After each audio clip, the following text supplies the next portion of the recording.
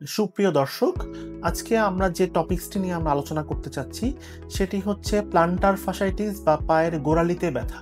এটা মূলত সকালে ঘুমের থেকে ওঠার পরে আপনারা যখন প্রথমবার পা ফেলেন তখন পায়ের গোড়ালিতে ব্যথা।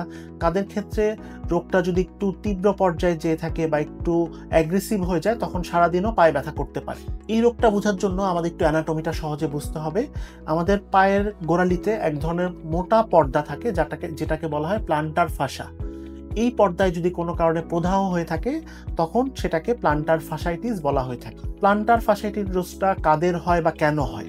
এই রোগটা হওয়ার পিছনে সাধারণত অতিরিক্ত ওজন বা যাদের ওজনটা একটু বেশি থাকে তাদের ক্ষেত্রে হওয়ার সম্ভাবনাটা কিছুটা বেশি থাকে। এছাড়া যারা দীর্ঘ সময় দাঁড়িয়ে থাকেন বা অনেক সময় হাঁটতে হয় তাদের ক্ষেত্রে প্লান্টার ফাসাইটিস রোগটা হওয়ার সম্ভাবনা একটু বেশি থাকে।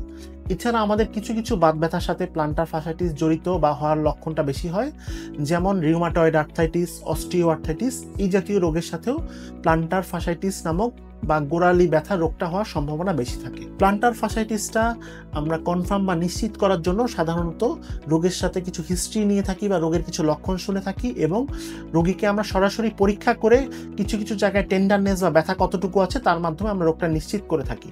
এছাড়া আরও নিশ্চিত করার জন্য আমরা পায়ের গোড়ালির এক্সরে বা আল্ট্রাসোনোগ্রাম করতে পারি। এছাড়া প্লান্টার ফাসাইটিসের সাথে অন্য ধরনের বাত ব্যথা আছে কি নেই সেটা নিশ্চিত করার জন্য আমরা আরও কিছু হিস্ট্রি নেই, যেমন রোগীদের অন্যান্য জয়েন্টেও ব্যথা আছে কি নেই সেগুলো খুব গুরুত্বপূর্ণ। প্লান্টার ফাসাইটিস রোগটা চিকিৎসার ক্ষেত্রে প্রাথমিক ধাপের চিকিৎসাগুলো আপনারা বাসায় করতে পারবেন বা কিছু নিয়ম কানুন মানার মাধ্যমে প্লান্টার ফাসাইটিস রোগটা 80 থেকে 90% ক্ষেত্রে নিয়ন্ত্রণ করা সম্ভব। এর মধ্যে সবচেয়ে গুরুত্বপূর্ণ ব্যাপার সেটা হচ্ছে ওজন কমানো। কারণ হচ্ছে একটা নির্দিষ্ট ওজনের বেশি থাকলে আমাদের পায়ের তলার যে পর্দাটি বা প্লান্টার ফাসা সেটাতে অতিরিক্ত চাপ পড়ে এবং ব্যথাটা হয়।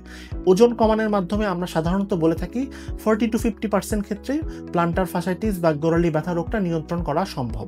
এছাড়া তাদের কারো কারো ক্ষেত্রে ওজন কমানোর পরও এই রোগটা থেকে থাকে, তখন তাদের ক্ষেত্রে আমরা বলে থাকি পায়ে একটু ডক্টর সোল বা একটু উন্নত মানের জুতা ব্যবহার করা, দীর্ঘ সময় দাঁড়িয়ে থাকার অভ্যাস থাকলে দীর্ঘ সময় না দাঁড়িয়ে থাকা, একটু বিশ্রাম নিয়ে কিছুক্ষণ পরপর দাঁড়ানো। কারো কারো ক্ষেত্রে আমরা বলে থাকি যে যাদের উঁচা নিচা জায়গায় এবড়ো থেবড়ো জায়গায় হাঁটার অভ্যাস থাকলে সেগুলো একটু অ্যাভয়েড করা বা যতটুকু পারা যায় সেটা কম করে থাকা। তারপরে আমরা বলে থাকি যে যদি কারো খালি পায়ে হাঁটা বা বাসায় খালি পায়ে যাতে একদম না হাঁটবেন, কখনোই যাতে খালি পায়ে না হেঁটে মিনিমাম একটা পন্সের জুতা পরে হাঁটলেও সেই সমস্যাটা কিছুটা কম হওয়ার সম্ভাবনা থাকে। এই জাতীয় নিয়ম কানুন মানার পরেও যদি কারো ব্যথা থাকে তখন চিকিৎসকের শরণাপন্ন হয়ে কিছু ব্যথার ওষুধ খাওয়া, ব্যথার ওষুধ খেয়েও না কমলে আমরা সরাসরি ওই জায়গাটা একটু স্টেরয়েড ইনজেকশনের মাধ্যমেও রোগটা কমাতে পারি। এগুলোই প্লান্টার ফাসাইটিস সম্বন্ধে মোদ্দা কথায় আমরা কিছু কথা বলতে পারি আর কি। জি, ধন্যবাদ।